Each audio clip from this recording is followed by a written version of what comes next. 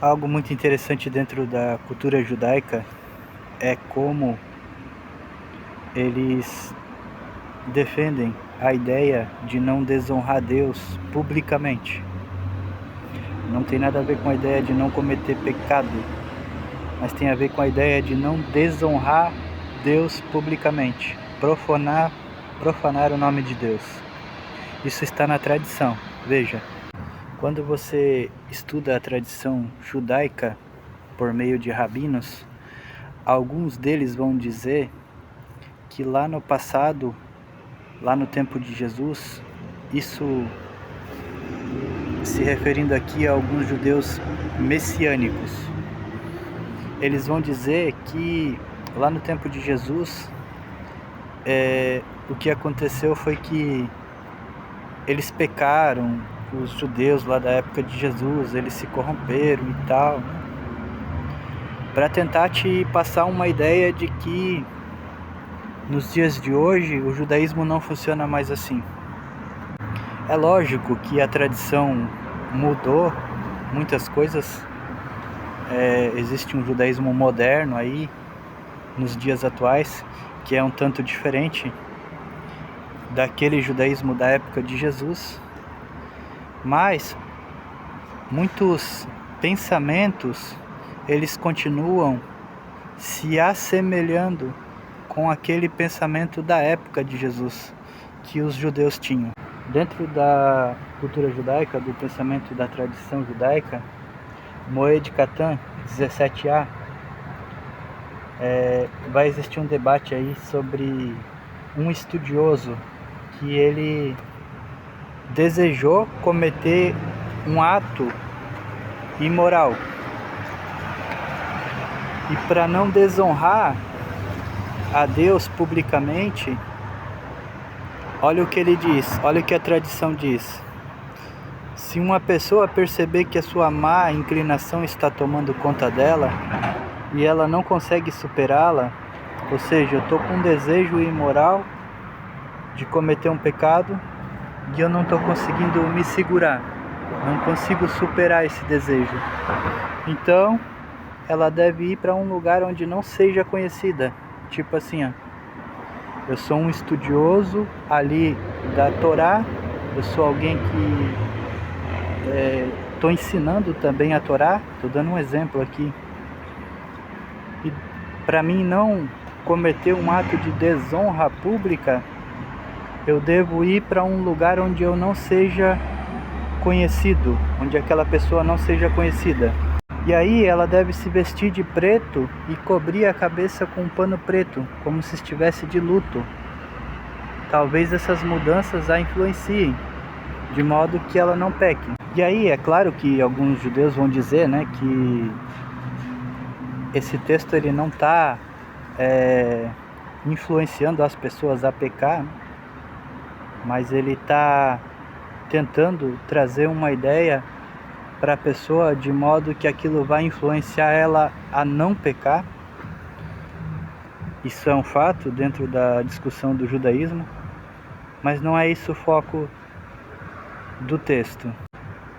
Mesmo que essas ações não ajudem, ela deve ao menos fazer que o seu coração desejar em particular e não profanar o nome do céu em público.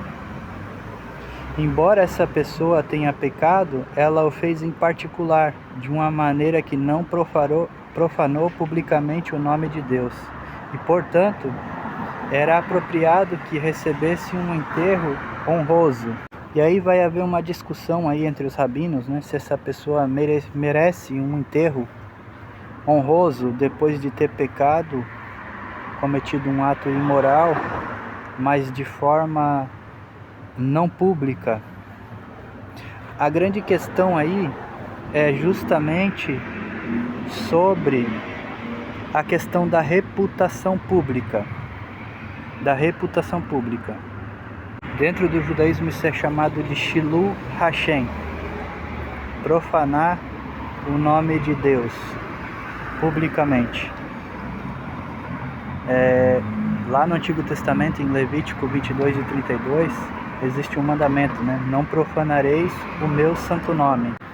Só que Ezequiel ele vai profetizar que Israel profanou o nome de Deus entre as nações.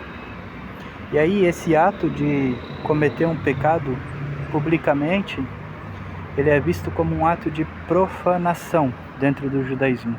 O que essa pessoa está fazendo é levar outras pessoas a desprezar o nome do Deus de Israel, justamente por causa da sua conduta diante das pessoas. Só que existe um problema muito grande aí, que é justamente a questão da reputação, a reputação pública. Se você acha que justiça para Deus é se preocupar somente com a reputação pública, aí existe um erro muito grande, que já foi criticado por Jesus lá no primeiro século. Lá em Lucas 12, Jesus vai dizer que não há nada encoberto que não venha a ser revelado. Aquilo que eles tinham dito às escuras seria revelado em plena luz. A mensagem, tanto de Jesus quanto dos profetas, é justamente que não há nada que esteja encoberto que não venha a ser revelado.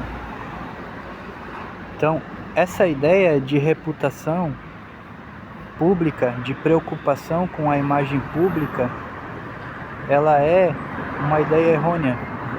Quando você estuda a Bíblia e faz essa comparação de Antigo Testamento e Novo Testamento, de tradição judaica com a mensagem de Jesus, você vê esse contraste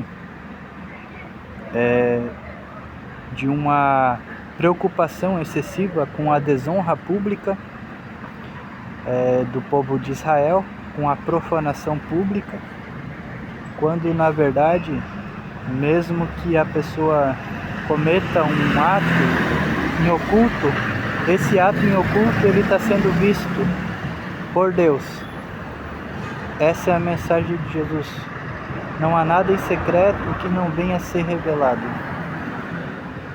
É por isso que a gente tem que prestar atenção, tentar estudar, quando você for estudar a tradição judaica, procure não estudar por meio de rabinos, porque eles vão tentar levar você para um pensamento contrário muitas vezes à mensagem de Jesus. Procure comparar a mensagem de Jesus com aquilo que está sendo dito pela tradição, e você encontrará a verdade. Beleza? Valeu!